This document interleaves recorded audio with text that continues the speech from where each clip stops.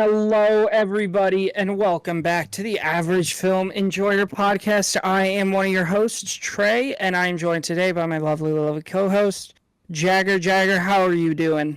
I am doing great. How are you? I am doing absolutely swell. So, today, when this episode, I don't know what day this will be, This but is the second um, day of October, our second day of Hooptober. yes, this will be releasing the second day of October. So, as you know, this will be our second episode of Hooptober. If you are joining us for the first time today, we are participating in Hooptober, so we will be reviewing a different scary movie every single day of October.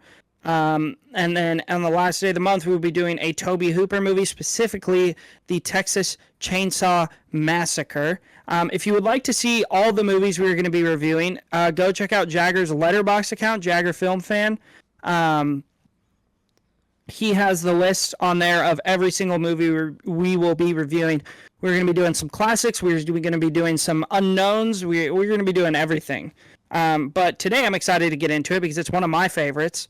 Today we're going to be reviewing Scream, I believe came out in 1996, correct? Let me check that. Yeah, but this is like one of my all-time favorite horrors, personally. I just rewatched this a few days ago. As we're recording this, I rewatched it a few days ago, and it still holds up. It's outstanding. You get really solid performances, specifically from Matthew Lillard. Matthew Lillard gives one of my all-time favorite performances in a horror movie. It's a super.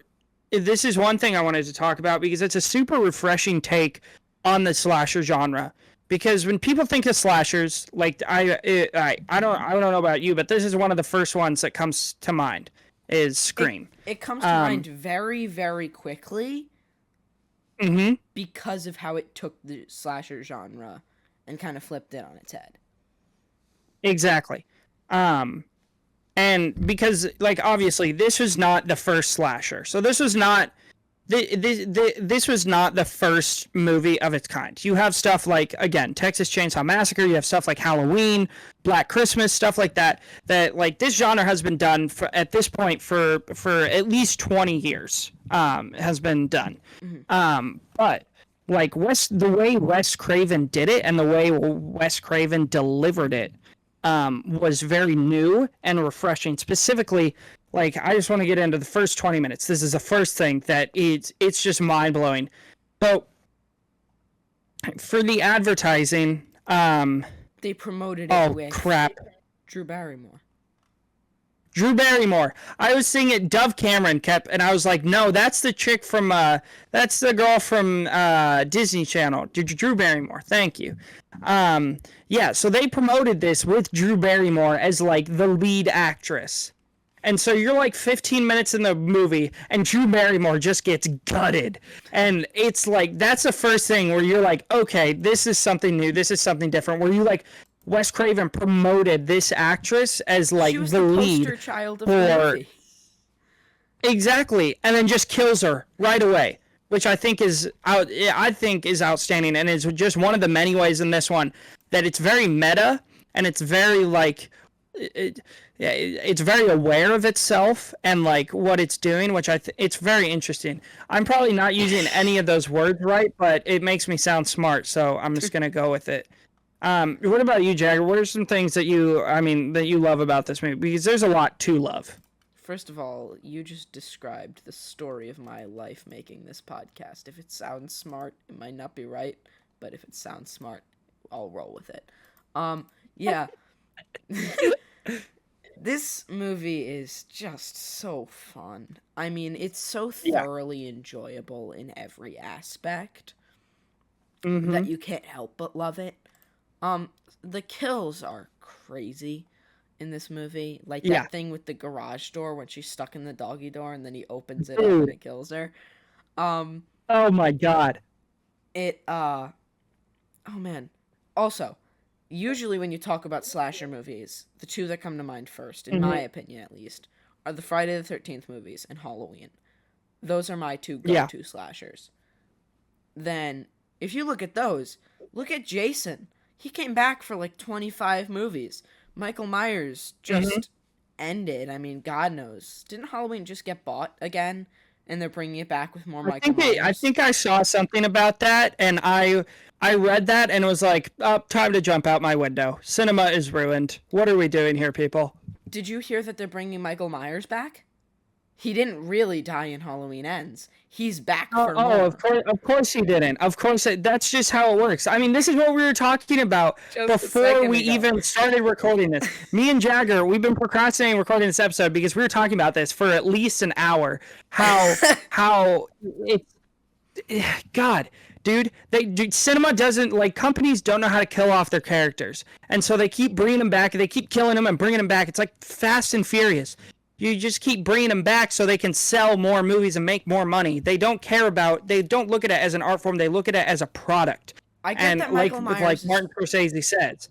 And it's just, we're so tired of it. And it's just so stupid. Is tough, but how much plot armor can you give a man? Especially after the Rob Zombie one, that he's just like a really tall dude. That's the entire plot for the Rob Zombie one. He's just a tall, insane dude. So... Yeah. And that's what I think Scream does so well, is if we not only look at the first Scream, but we look at, and I think it was a really genius move by Wes Craven, who obviously, Wes Craven, goated horror director, one of the greats, also made the original Nightmare on Elm Street, created Freddy, which shout out to one of the best Easter eggs in cinema in this movie, the janitor wearing the sweater named Fred, who looks like Freddy. I think it's the guy who plays Freddy Krueger, but they have him in the janitor. It's just a really fun Easter egg. But I digress. Wes Craven does something really genius, is it's Ghostface that's the killer, right? So like, obviously, we're going to be doing a lot of spoilers. Like, we should have said this earlier because we've already spoiled a bunch of this movie. Oh, come on. If you haven't seen Scream, what are you doing? Come on. That's true. If you haven't seen Scream, take this spooky season to watch one of the greatest horror movies ever made. So, obviously, by the end of the movie, you have Billy and Stu, who are Ghostface together. But then you have different people reoccurring throughout the series as Ghostface, right? Which I think is very interesting, and that kind of lets it, without it getting like overdone, like how like Michael Myers has been, how is Michael Myers still alive at this point? Ghostface is a different person every time, which I think was a really genius move of Wes Craven, because obviously he directed the first 3 Scream movies, so he set it up to be like this horror franchise without people being like having like this supernatural person. It's kind of more of like how Batman is like a symbol and less of like a person, you know? If you don't mind me interrupting, though, I think... No, go ahead. Okay. Here's my grievance with the Scream movies. Mm-hmm. The first one is great, and it kind of has the mystery aspect that you would like out of the movie, and it gives it to you, and it's great. Yeah. I think the ending could have just wrapped it up there. I think that even though it made for a great franchise, undeniably, that it could have totally survived just being one Scream movie, because I appreciate what the ending was. I love that they had it with just, it was being the 2 teenagers that you weren't expecting the whole movie, and it had a great... I mean, come on, we were all kind of expecting it to be Stu. Yeah. Like... I mean, yeah, but like... Guy has a couple screws loose. Yeah, but, I mean, it was a great ending, right? Yeah, 100%. I would kill to watch it again for the first time. But the endings have become so predictable now, because now you know it's not going to be just one person, and it's going to be the people that you least expect. I mean, at some point, the final girl is just going to end up seeing that she's the killer. Like, it's getting to that point where it's so predictable. Yeah, I don't know. I'm good if they keep, because obviously we have the one that came out this year, which personally I enjoyed. I had quite a good time with that. Scream 6? But again, I'm just a sucker for these movies. I think they're super fun. But I am good with if they keep coming out with new ones, as long as some point, because Wes Craven has even talked about this. as that something he hasn't directed the last couple, but it's something he had set up early on in the series for it happened to later on in the franchise, is to bring Stu back. How Stu Macher isn't actually dead. And this is something that's talked to, like, you can find Reddit feeds about it and all this stuff. I mean, you can go back and look into clips of Screams 2 and 3, and you can see Matthew Lillard in the background of shots. Really? And, yeah, and how Stu isn't, like, even though he had the TV dropped on his head, he's not actually dead. And, like, watching the one last year and watching the one this year that came out, and, like, especially the one this year, how they're talking about, like, the whole movie, like, this person is wearing a mask, like, they're wearing the OG mask, and they're basically going through all the different Scream killers. Me and my brother, we were the only two people in the theater, so we were just talking the whole time, theorizing who we think it is. Both of us, the entire time, had our fingers crossed that it was Stu, because both of us just want, obviously, Matthew Lillard gives the best performance in this movie. He's a psychopath, but he's also this super enjoyable character, and he's super entertaining to watch on the screen. So that's what, like, I'm good, like, if they keep making them, as long as at some point they bring Stu back as Ghostface for a movie. And then after that, I'm like, okay, whatever, you can stop now. I just learned that Matthew Lillard was in Twin Peaks: The Return. That's awesome. Dude, Matthew Lillard has a crazy filmography. That guy is like... Without a Paddle, She's All That, Five Nights at Freddy's, He's All That. What is He's All That? He was in... It was the remake of She's All That with Addison Rae. It's real bad. Oh my god. No. I'm gonna put it on my watch list. But he also played... he played Shaggy in Scooby-Doo. Yeah, he played Shaggy in... I can't believe I forgot that. SLC Punk, he did. That was a good movie. Mm-hmm. Yeah. Matthew Lillard is great. One other thing I wanted to talk about, though, about Scream. What'd you say? He was in Ghoulies 3, The Ghoulies Go to College. I don't know what that is, but it sounds pretty terrible. So bad. All right, one more thing I wanted to talk about is one specific character in Scream that I think is really interesting, and again is another thing we had up to this point obviously now it's like we see it in a lot of horror movies, but up to this point we had never seen it before, is Randy's character. Randy is the guy who works at the video store. He's the horror obsessed nerd. He is basically what every movie film bro would do in a horror movie, right? And like, there's all these commentaries about, like, here's what you never do in a horror movie. And there's that really great sequence where he's like, there are 3 rules in a horror movie that you never do. First, you never have sex. And then it cuts to Sydney and Billy upstairs having sex, which it gets me every time, makes me laugh. The editing on that, I think, was really well done.